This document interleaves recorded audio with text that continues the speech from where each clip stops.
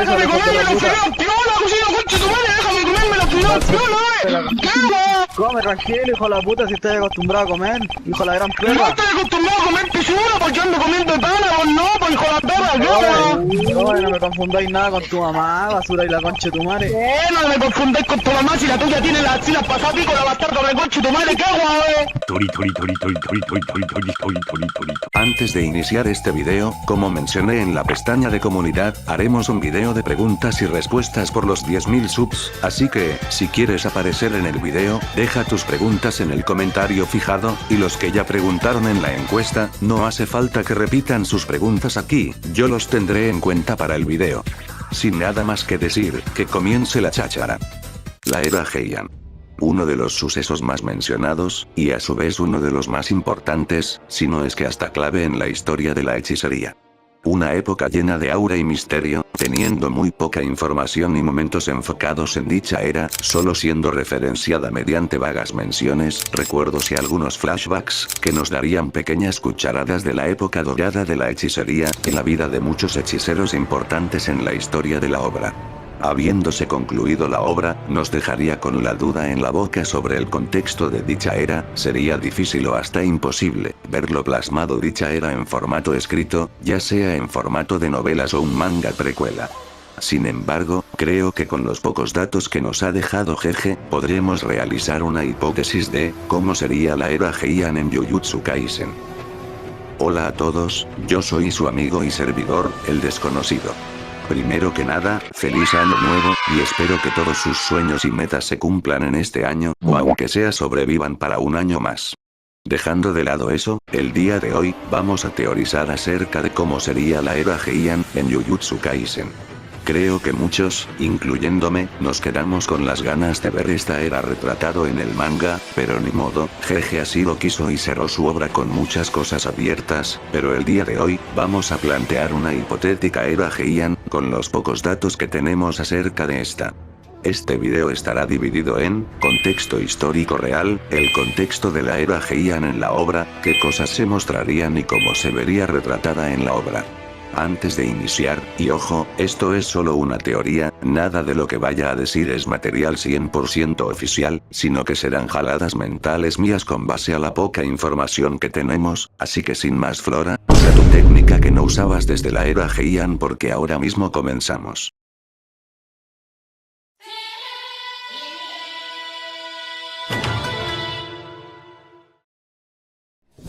Para iniciar, tenemos que conocer rápidamente qué es la era Heian, en la historia de Japón. La era Heian, fue una época en la historia de Japón que abarcó desde el 794 a.C.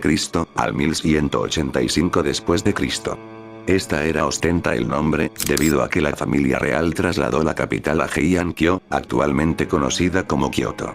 La era Heian se caracterizó por ser una era de paz, que impulsó a muchos acontecimientos y cambios, desde muchas modificaciones en materia de seguridad y refinamiento del poder político, pero lo más remarcable, es el impulso de la cultura tradicional japonesa, impulsando el arte mediante la creación de piezas literarias, el nacimiento del estilo artístico Yamatoe, nuevas corrientes religiosas basadas del budismo, la creación del hiragana y katakana. Sin embargo, lo más remarcable, era que años después, debido a una época de plagas y hambrunas, llevó a la nación a problemas de inseguridad y rebeliones, aconteciendo a la creación de ejércitos privados al servicio de los clanes nobles, llevando a la creación de los míticos samuráis al servicio de un shogun, aunque este término no se emplearía formalmente hasta más adelante. Esta situación y el lento crecimiento militar, provocarían futuras guerras internas en el país, y causando problemas políticos y de poder.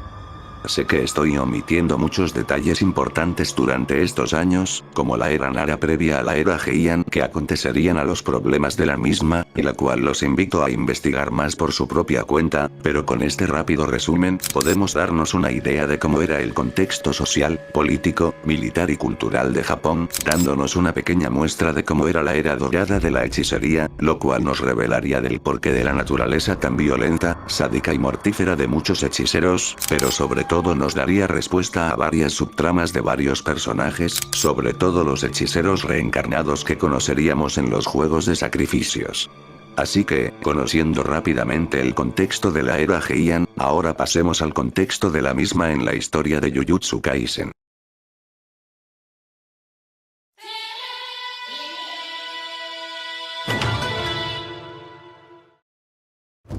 En algunas veces en la obra, la era Heian era mencionado múltiples ocasiones por personajes claves como el hechicero Kenjaku, Tengen y el rey de las maldiciones Sukuna, remarcando que esta era primitiva para Japón representaría la era dorada de la hechicería.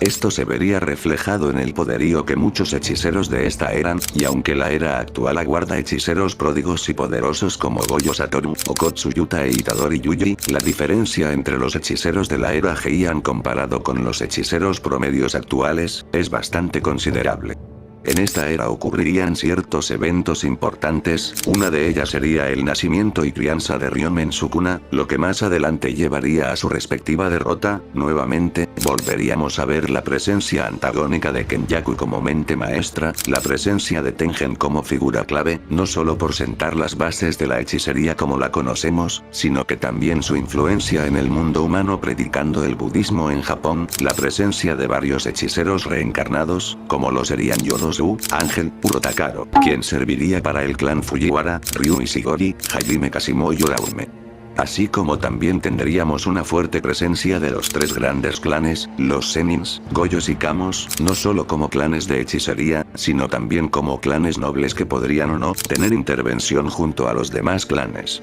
Como podrán ver, la información que nos dejó Jeje acerca de esta obra son muy pocas, teniendo pequeñas muestras de cómo eran los antiguos hechiceros en una era antigua, y cómo estos volverían para el juego de sacrificio, aunque es verdad que tendríamos capítulos dedicados a ciertos personajes, como Uraume y Yorozu, pero que todavía nos dejaría con muchas dudas acerca de cómo era dicha era, ya séanse el pasado de muchos personajes claves, qué tan poderosos eran las maldiciones en aquella época, qué técnicas veríamos, cuál fue el motivante para el actuar de Kenjaku, cómo era antes, entre más cuestiones. Viendo este panorama, en el que la obra nunca apuntó a realizar un arco enfocado en esta época, creo que podríamos darnos el lujo de crear un escenario ficticio, del cómo y qué cosas ocurrirían durante dicha era.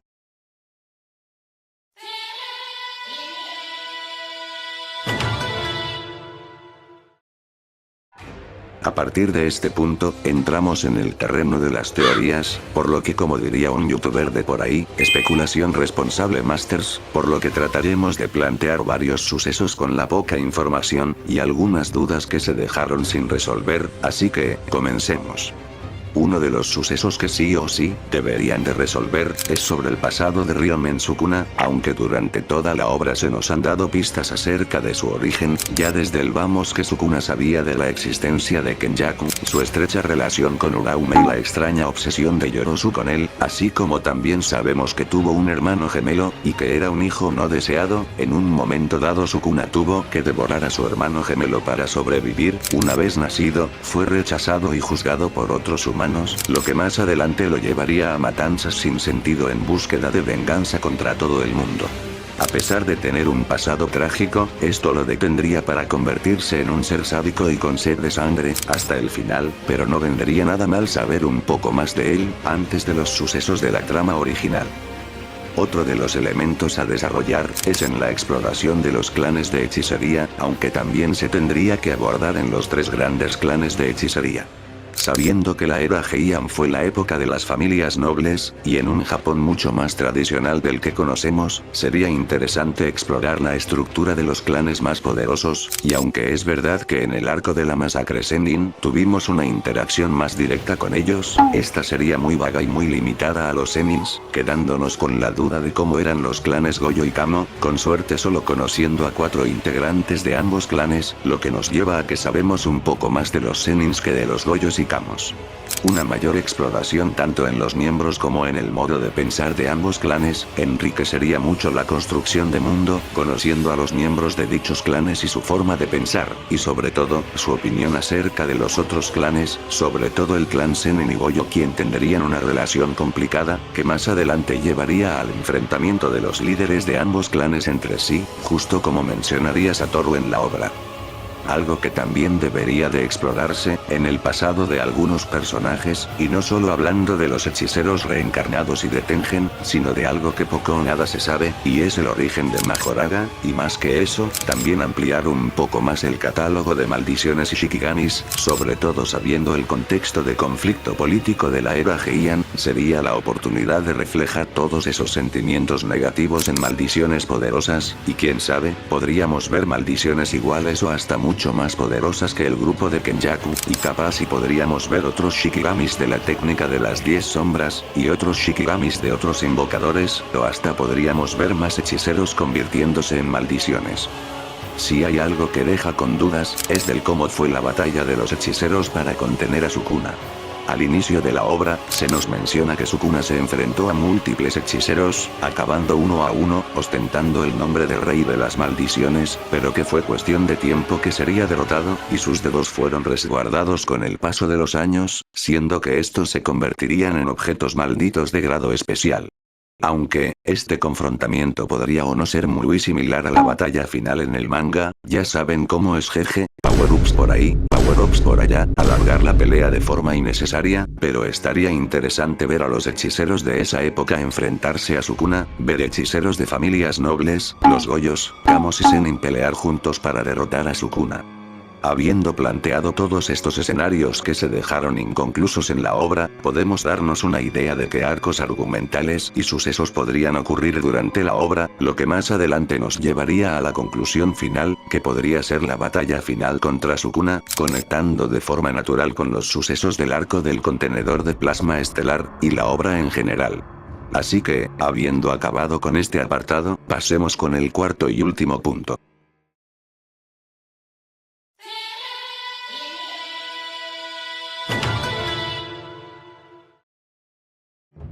Para este punto, todo lo que diga será 100% teorías y suposiciones, por lo que no se tomen toda esta información como canónica o verdadera. Primero que nada, tenemos que definir cómo sería un Jujutsu Kaisen de la era Heian. Aquí tendríamos dos opciones, un arco argumental dedicado a la era Heian, mediante un manga secuela ambientada años después de la primera obra, o la segunda, y más factible, un manga spin-off totalmente enfocado en la era Heian. Ya el nombre de la misma se las dejo de tarea, y el primero que me diga Jujutsu Kaisen H le parto su madre. Otro punto a saber, es la temática de la obra, y es que debido al contexto social e histórico, sería una combinación de la misma Jujutsu Kaisen con Rurouni Kenshin, o también con Rigokuraku, y el que haya leído el primero, sabe que a pesar de ser un manga de peleas, también tiene una gran carga de temas políticos y sociales adecuado al contexto histórico, combinado con una presencia religiosa. Una obra de la era Heian sería un manga con presencia de peleas, mientras son testigos y hasta partícipes de muchos eventos claves en la historia. Un protagonista para dicha obra sería un tanto complicado de definir, aunque yo tendría tres candidatos. Uno, sería un miembro de bajo nivel de alguno de los tres grandes clanes, más específico del clan Goyo o Zenin. 2, un hechicero antecesor de alguno del elenco. Yo no apuntaría por un Itadori, aunque nuevamente entraría lo de ser miembro de algún clan de hechiceros. Y 3, y el menos probable, y es que el mismo protagonista sea Sugawara no Michisane, el ancestro de Yuta Okkotsu. Sería una buena oportunidad para abordar a uno de los personajes del que no se sabe nada de su desempeño como hechicero, aunque hay algo interesante acerca de este personaje, y es que existió una maldición ligada tras su muerte, y en el contexto de Jujutsu, Sugawara se convirtió en uno de los tres grandes espíritus vengativos, lo cual sería muy interesante ver cómo se convirtió en una maldición. Yo lo dejo ahí. La obra, al estar ambientado en un Japón feudal, con gran presencia de los samuráis y clanes nobles, sería una obra que exploraría parte de la historia de un Japón encaminándose a la modernidad, y sabiendo que algunos clanes sabían de la existencia de algunos hechiceros, debido a que varios de estos clanes adquirieron los servicios de estos, y quienes más adelante se enfrascarían en la batalla contra Sukuna. Sería una trama interesante la situación en las cuales, los no hechiceros tendrían interacción con estos.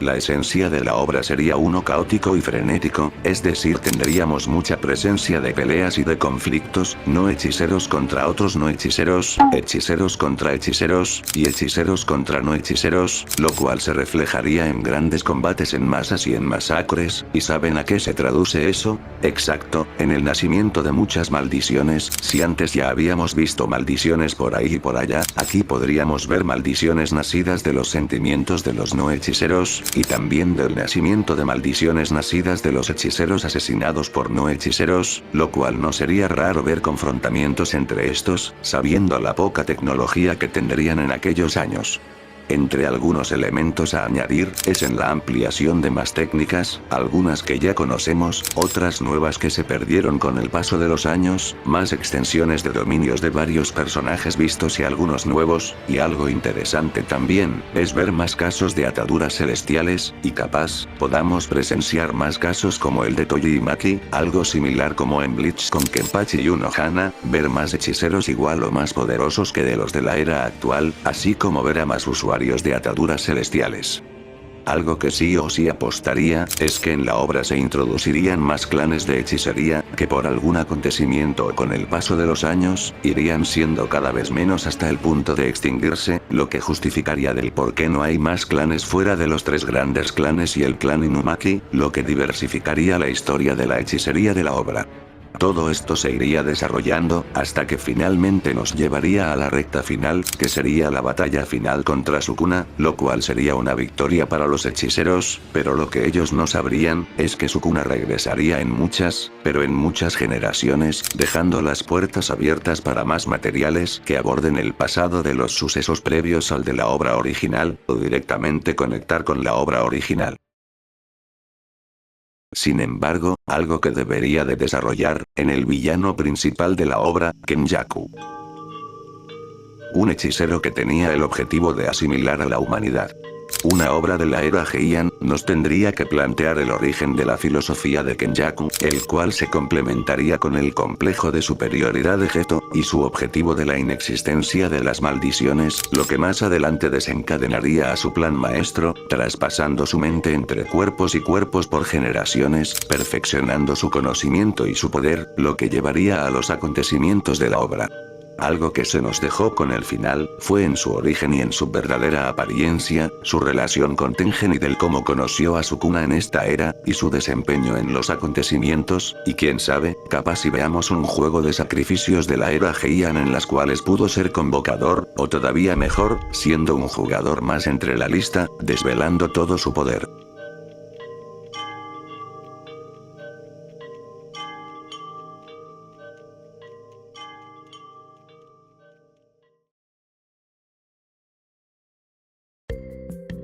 En resumen, GG desaprovechó toda una mina de oro por explotar, dejando muchas cuestiones al aire, entre ellos, uno de los acontecimientos más importantes para la obra, dejándolo a la imaginación del público, y que lamentablemente, jamás lo veremos retratado en un manga. Una pena la verdad, ya para que los fans tengan que solventar todas las tramas abiertas, dándole el pasado de varios personajes, es porque el manga solo se ha centrado en peleas, y nunca en la construcción del mundo y en el desarrollo de personajes. Y bueno, hasta aquí llegó el video. Pongan en los comentarios, qué más elementos podrían aparecer en un arco de la era Heian, los leo a todos. Yo soy su amigo y servidor el desconocido, y nos vemos en la siguiente ocasión.